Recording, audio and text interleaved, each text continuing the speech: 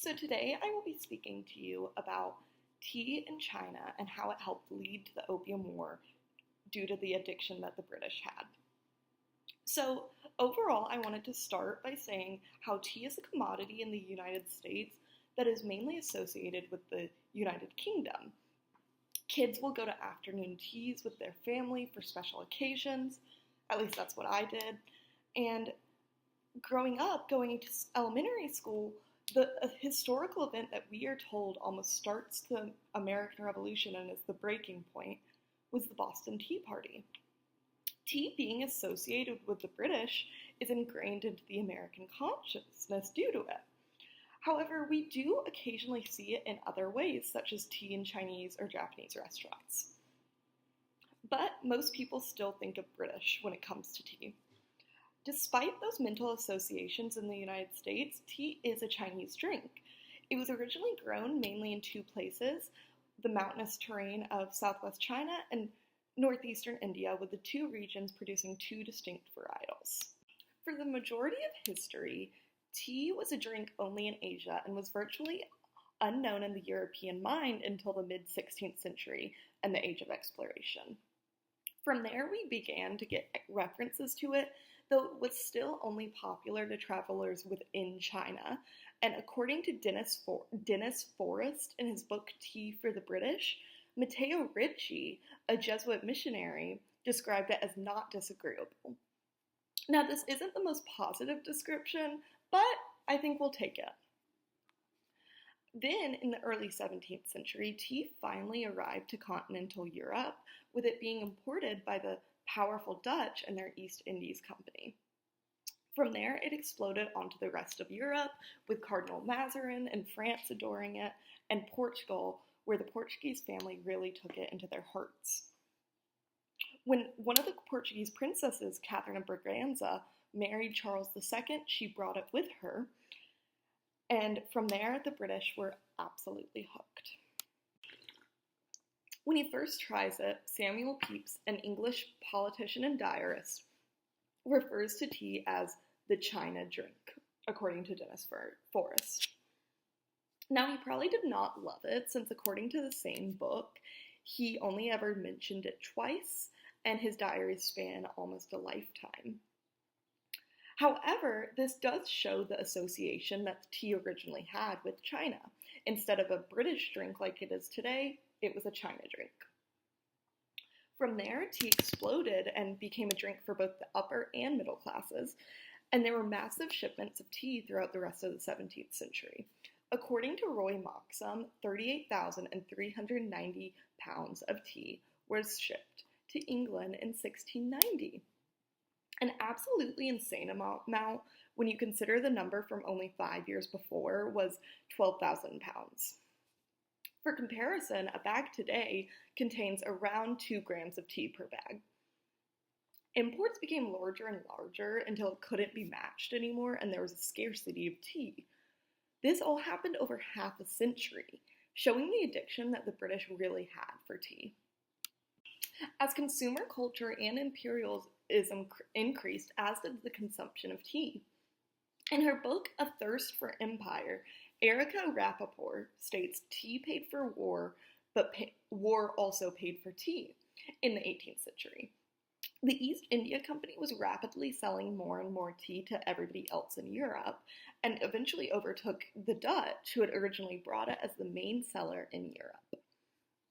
This was helped by their acquisition of important outposts in northwestern India, such as Bombay, which was acquired from Catherine of Braganza's marriage to Charles II, and Bengal, which was acquired in a war in 1757.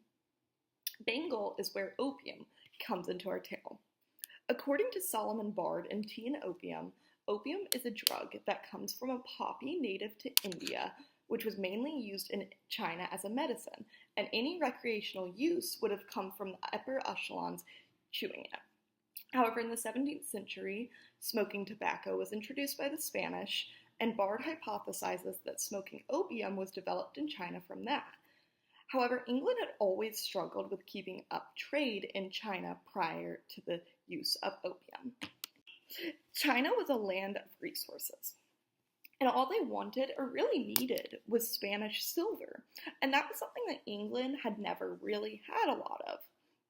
According to Hans Dirk in Tea for Opium, vice versa, England and the East India Company was constantly taking loans in order to get the silver for the tea they so desperately craved.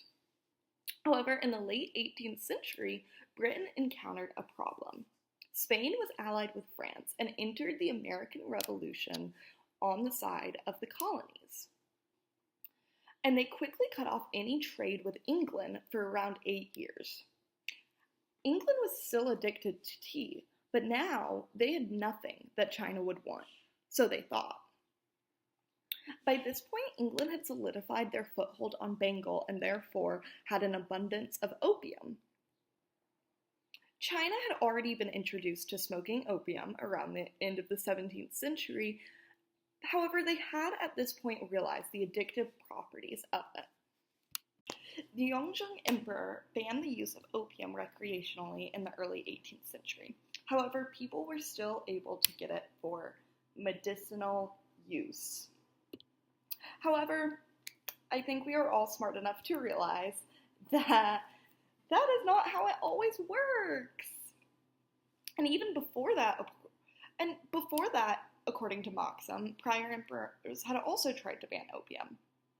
Opium had a stigma, but people in China did not care at all. Like I mentioned, the recreational use of opium did not actually stop in anything but name.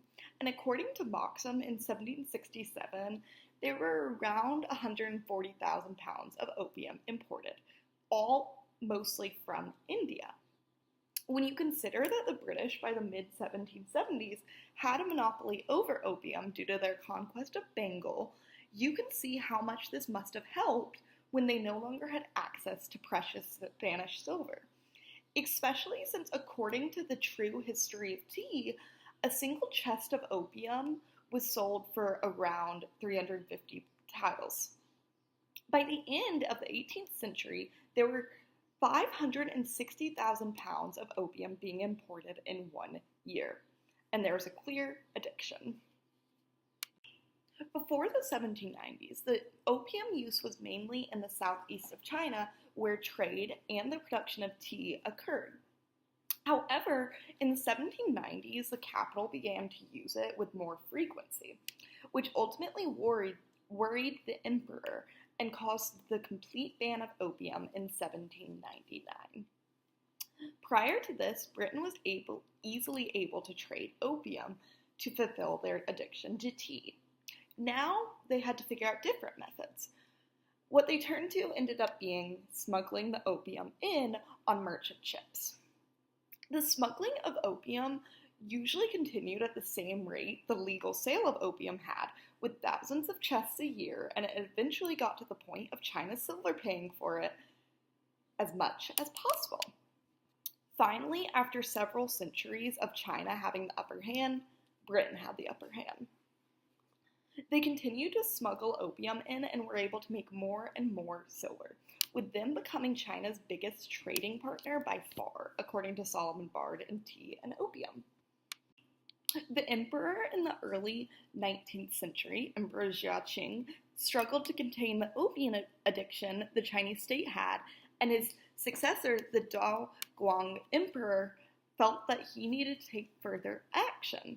As such, one of his advisors, Lin Zexu, was tasked to go to Guangzhou, a major port city in the south, and stop all opium trade in 1839. Moxham states that he quickly took action and proceeded to dump around $9 million worth of opium into the sea, which he had seized from the British traders. The British were outraged of this huge loss of revenue, and by then it was clear that there was no other option for Great Britain. They had to wage war. China, in the simplest way of explanation, was not ready for this war against Great Britain, who was a huge naval power, and they were easily overwhelmed and suffered a humiliating defeat. And the peace treaty terms negotiated were terrible. Solomon Bard just details them, describing England getting 5 open ports all across the country, including up north in Shanghai, $21 million, and Hong Kong, which was not brought back under Chinese control for a century and a half. The First Opium War humiliated China and made it where they were embarrassed in the international view. They were forced to allow England to have control over essentially all of their trade with the acquisition of those 5 ports, including reaching up north. And it let the British have an easier time trading all throughout Asia and the world. Britain was set up to continue their essential domination of the world, especially once Assam, the Indian tea variant, became even more popular. All of a sudden, the British were the ones to control tea, the very commodity that they were once desperate for, and China was able to gain an incredible power from that desperation. Britain had destroyed the monopoly of tea that China had once held, for centuries at that. Now, in today's world, Britain is who tea is associated with rather than any Asian country, and that is all to do with their use of imperialism and through that, their use of opium in trade. Tea as commodity was always incredibly important to China. It was something that ushered them throughout their history. It was one of the crops that European powers were most interested in once China had started interacting with them throughout the 17th and 18th century. With that, China was able to gain huge economic power over Europe, especially England. England had its own addiction to tea, and they were deeply craving it. When they were at risk of never being able to acquire it again due to the lack of silver, they turned to using opium to trade for it. And that caused a large epidemic of addiction throughout southwestern China and eventually the whole country. This got to the point of a complete ban on opium, but when that did not work out, the First Opium War broke out, and that completely altered China as we know it. China was humiliated in the eyes of the wider world, and their economic power was nearly ruined. They had to trade almost exclusively with England due to the terms of the Treaty of Nanking, and when England was able to infringe on the tea trade, they lost even more of their economic power.